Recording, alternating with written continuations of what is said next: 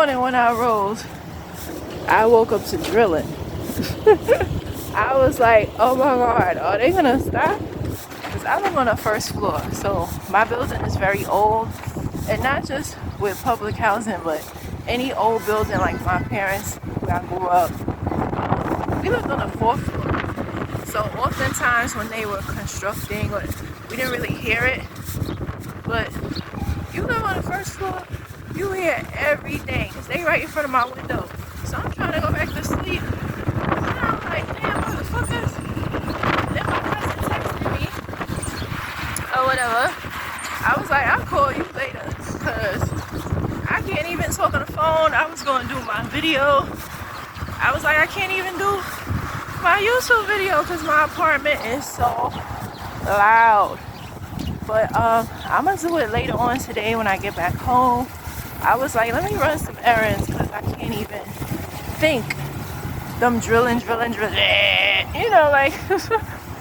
And it's funny because, you know, when I worked at the World Trade Center, it was a lot of construction going on. And they let us, some of us, they let us wear the headphones because it was loud. And I'm surprised that the workers that's working, they didn't have that over their ears, but that loud sound is very annoying. Oh my God. So, but briefly, I wanted to talk about, I think I spoke about it before, but I was like, I just want to do like a really quick video of when you were, so I'm 35. There's things that I've done in my 20s. Overall, I'm very proud of myself as far as like credit, and I always knew how to save money and stuff like that. But the dumbest thing that I've ever done was to leave. I think I said this before.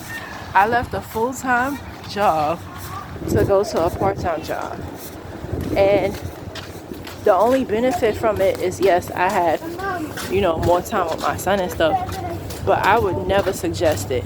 You never go into something, I don't care if it's a city job, whatever, I tell anybody, unless if you're guaranteed full-time hours, and of course, especially if it's good pay, you do not leave that for something that you don't know if it's full-time or not.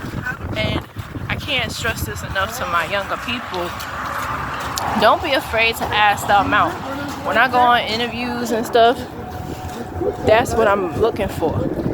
And I think I mentioned this before. Any job that don't want to tell you how much they paying, it ain't for you. Because I don't care if you don't have kids. You got bills, right? Even if you live at home, everybody deserves that consistent income. So don't you never. So one thing I would tell my younger self is, you better not leave that good paying job for something that you don't know, you know. And I don't regret being a teacher's aide, but I regret making a rash decision. And now that I'm older, I could get hired for a job and change my mind because I'm like, wait a minute. So that's the one thing, you know, if I could tell my younger self. You don't hop into something. You already got something good, you stick with it. Stick with it until you get better. You never go to worse. Always go to better. And yeah, that's the only thing I would tell my younger self. Yeah, I can't say I regret certain things because that's what grew up my son. You know, so, and my son is the best thing that ever happened to me, truly. And the only reason why I say I don't want more children is because, you know, it's having help from the adults. And I think I speak for all women when I say it's not that a woman don't want more children. It's you got to deal with the headache of the father you don't want.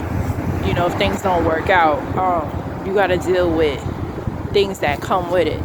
Like now, I'm happy I had my son when I did because the education system now is so bad. Like, you know, it was always bad, but damn, you know, I feel bad for people who have like babies. They talking about Similac and thing is no good. damn. You know, but that's the question I have for today. What would you tell your younger self? If you're in your 40s, what would you tell yourself in your 20s? I'm in my 30s, what I would tell myself in my 20s. What would you tell your younger self?